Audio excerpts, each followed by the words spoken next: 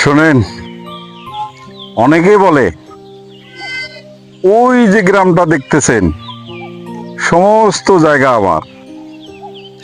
আবার অনেকে বলে ওই যে রাস্তার ওই পাশে যে জমিগুলো আছে সমস্ত আমার।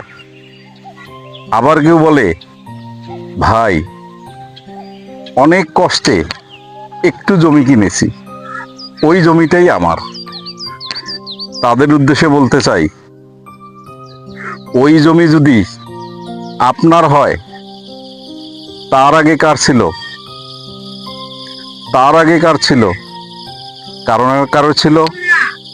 তারা আজ কোথায়? তারা আজ কবরে শুয়ে আছে। এই জমির মালিক, জমিন ও আসমানের মালিক আল্লাহ। আপনি আর আমি শুধু কেয়ারটেকার, দেখার জন্যে দায়িত্ব নিয়েছি। আসসালামু আলাইকুম।